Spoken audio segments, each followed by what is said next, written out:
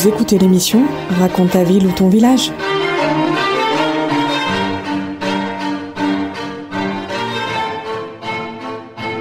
Bonjour à tous et à toutes. Aujourd'hui, je suis en compagnie de Florent Gracia. Bonjour Florent. Bonjour Laura. Alors, on va parler de la course enduro du Bois de France, qui est une course de VTT. Exactement. Alors comment ça se passe, Florent, cette course? Donc, qui est avec 325 mètres de dénivelé positif. Ça comporte 3 sessions, donc la descente se fait en 3 reprises. Donc ça cumule à peu près 1000 mètres de dénivelé à la fin de l'événement. Donc les participants sont chronométrés à la descente. Donc après il y a un chronomètre qui synthétise le scratch général, c'est-à-dire l'addition des 3. Donc il y a un podium pour l'addition, pour le meilleur temps la meilleure moyenne des 3 temps, et un podium pour le meilleur scratch, ça veut dire la meilleure session qui a été réalisée dans les 3. Donc c'est un événement ouvert pour tous les bons pratiquants de VTT, donc de 12 ans, à partir de 12 ans jusqu'à 70 ans. Et donc c'est une piste d'enduro, on va dire violette, qui on va dire entre le niveau bleu et le niveau rouge. Donc, il y a des épingles techniques serrées, il y a des endroits avec des passages étroits, avec des endroits un petit peu gazeux, entre guillemets, hein. On peut pas risque rien, mais ça peut impressionner des fois à certains moments. Donc voilà, c'est pour ça qu'on a situé cette piste en niveau violet. Et cette course, donc, elle aura lieu le 24 août à l'Argentière. Oui, tout à fait. De 10h à 19h. C'est ça, exactement. On peut manger sur place. Oui, alors donc dans l'inscription, il y a le ravitaillement qui est compris. Donc ravitaillement illimité pour tous les participants. Donc c'est en collaboration avec les commerçants aussi de l'Argentière. On a fait un partenariat par rapport à ça. Et et après par rapport aux accès, donc tout le monde est le bienvenu, que ce soit des bénévoles pour aider à la logistique le jour J, des gens qui accompagnent les pilotes, pour les parents, les amis, et et après donc à 10h il y a un topo qui est organisé, bien regrouper tout le monde, savoir qui c'est qui doit faire quoi dans telle situation. Oui. Il y a à peu près une sorte de topo. Une reconnaissance aussi des passages, des lieux. Alors, les reconnaissances, donc en fait, elles ont lieu la veille, le samedi 23. Donc le samedi 23, on invite le maximum de participants à venir sur le site pour pouvoir faire au moins une descente pour reconnaître la piste. Donc le mieux c'est de faire ça. Il faut avoir fait la reconnaissance au moins une fois pour être à l'aise. Et cette course, c'est déjà la 2e édition Enduro du Bois de France. Est-ce qu'on peut faire un retour sur la première édition, niveau participants? Oui, tout à fait. Alors la première édition s'est très bien passée. On était en petit comité, donc les bénévoles ont répondu présent, les pilotes aussi. On était à peu près une vingtaine de pilotes. Pour une première, c'était sympa, avec pas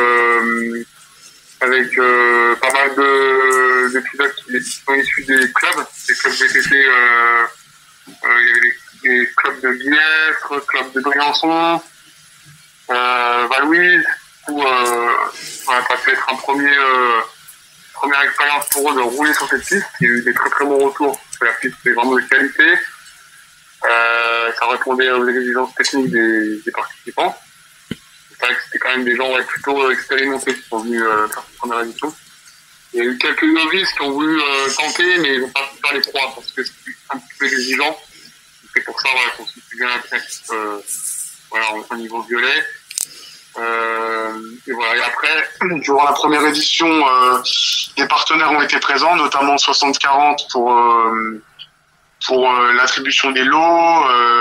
Il y a eu pas mal de commerçants qui ont joué le jeu aussi pour offrir. Donc il y a eu aussi le club de l'ESF depuis Saint-Vincent qui a assuré le chronomètre, donc c'est des chronos professionnels hein, avec des cellules laser pour chronométrer au centime près. Voilà, on a été bien aidés par les bénévoles, les partenaires, et voilà, les pilotes étaient très contents, et on espère qu'ils seront de retour pour cette deuxième édition qui sera voilà, un petit peu plus professionnel avec le single track qui a nécessité de la restauration, quelques améliorations sur certains endroits. Il y a quand même aussi une dimension de restauration des pistes sur l'Argent-Terrois, le pays des écrins. C'est quand même aussi le premier objectif, c'est aussi voilà, restaurer des endroits qui étaient abandonnés. On leur redonner beaucoup de clean, restaurer les endroits érodés par la nature, par le passage des chasseurs, des piétons, des trailers, dans des endroits empruntés qui sont abîmés. Donc voilà, nous on les restaure et puis on finalise par un événement sympa pour marquer le coup. Pour la sensibilisation aussi de l'environnement, c'est des zones là que tout le monde utilise et que pas grand monde finalement les restaure. Et là c'est l'occasion de le faire pour un événement comme ça de restaurer. Et oui, on se rend pas compte du boulot en amont pour une telle compétition sportive. Ouais, du travail. Voilà, on a fait des virages, on a remis de la matière sur des endroits qui étaient érodés, donc c'est 100% avec des objets et du matériau qu'on trouve sur place. Hein. C'est que avec des cailloux, des rochers, des troncs d'arbres qu'on trouve sur place, des troncs d'arbres morts, bien sûr. Voilà, tous ces éléments-là, on arrive à restaurer. Et l'idée, ça serait, si l'événement arrive à prendre, pour les prochaines années, voilà, de trouver d'autres single tracks dans le pays des écrins, les restaurer et faire pareil, un événement chronométré pour finaliser le travail effectué et l'engagement de chacun par rapport à toute cette sensibilisation-là. Et d'où elle est venue cette envie de faire cette course ? C'est un rêve d'enfant, une pratique déjà que vous faites ? Moi, je suis pratiquant du VTT depuis de nombreuses années et j'ai une petite expérience dans les compétitions. Voilà, j'en suis quelques-unes et j'aime bien voilà, les défis. Et voilà, vu que le VTT c'est quand même pas mal un sport de défi, on rivalise avec la vitesse, avec les terrains exigeants. Voilà, je me suis dit que ça pouvait être intéressant de mettre un challenge VTT parce que quand moi je le pratique ce sport, je fais le challenge. Donc voilà, pour monter un challenge qui réunit du monde, qui réunit des participants tout en les sensibilisant sur voilà, ces questions-là environnementales. Et voilà, donc c'est une idée voilà, qui est apparue il y a quelques années quand je suis arrivé dans le coin. Ça fait 6 ans que je suis dans les Hautes-Alpes. À l'époque, j'avais organisé l'Enduro du Mélézin à Villars-Saint-Pancras. Et maintenant, j'habite à Argentière, donc je me suis dit que c'était bien de renouveler l'expérience comme le Mélézin, mais dans mon nouveau lieu de vie. Donc voilà. Et l'Argentière, il y a aussi un besoin très développé au niveau de l'alpinisme, au niveau de la casquette de glace, au niveau du kayak. Mais le vélo, c'est pas forcément un sport très très développé dans le pays des écrins. Et voilà, tout le type de tourisme qui est assez actif et qui m'a pas mal aidé pour tout ce qui était communication, réservation. Je souhaite aussi voilà, développer ce sport-là sur son territoire. C'est pareil, il y a des élus à l'Argentière qui sont intéressés pour développer ce sport. Donc il y a un potentiel qui existe, qui n'a jamais été trop développé. Et cet événement-là pourrait aider à développer tout ça, le sport du VTT tout terrain. Et si on veut s'inscrire, Florent, on fait comment ? Alors, les inscriptions ? Oui. Donc, les inscriptions, c'est en ligne. Alors, comme vous avez vu sur l'affiche que j'ai pu envoyer sur des réseaux sociaux, je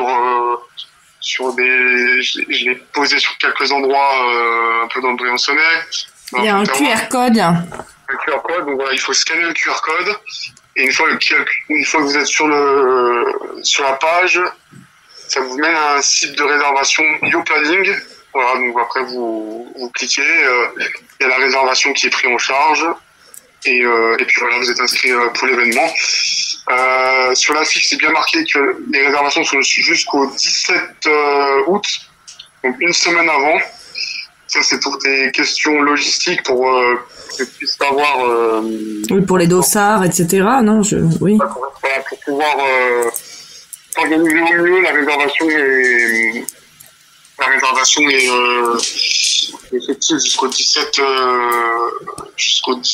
août. Et il y a donc sur la fiche mon contact téléphonique et email. Donc s'il y a des besoins particuliers par rapport à des doutes sur l'inscription, il peut arriver que des gens veuillent s'engager mais ne sont pas sûrs, ils peuvent me contacter et puis voilà, on peut trouver des arrangements. Je peux faire des pré-réservations sans paiement, je peux le faire. C'est vrai que dans nos vallées, souvent, voilà, c'est un petit peu à la dernière minute. Enfin, je comprends, les jeunes sont pas mal comme ça, donc voilà, ça peut, la réservation peut tolérer aussi des cas particuliers en me contactant bien sûr. Et est-ce qu'on peut retrouver aussi la course sur les réseaux, enfin le déroulé, on peut voilà quand même soutenir même si on n'est pas vététiste. Ouais. Donc sur les réseaux, il y a un Facebook, Enduro du Bois de France. Donc sur cette page Facebook, il y a régulièrement des photos. Donc il y a premièrement des photos de l'année dernière pour il y a un teaser de préparation, un teaser aussi de la course. On peut voir à peu près à quoi ça ressemble en visionnant ce teaser-là. Ça a été filmé au drone. Voilà, après on a aussi quelques photos de la première édition et toutes les photos des différentes corvées qui ont été effectuées cette année et l'année dernière aussi. Voilà, avec les bénévoles au boulot avec des râteaux, des pelles, des pioches pour entretenir. S'il y a des nouveautés, voilà, ça sera publié sur le Facebook. Et voilà, donc c'est l'endroit où il y a le plus visible. Après voilà, on a des groupes WhatsApp, mais il faut être déjà dessus.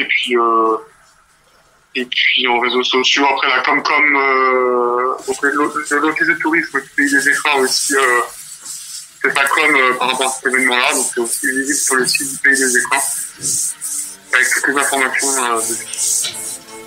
Merci beaucoup Florent. Merci à vous Laura.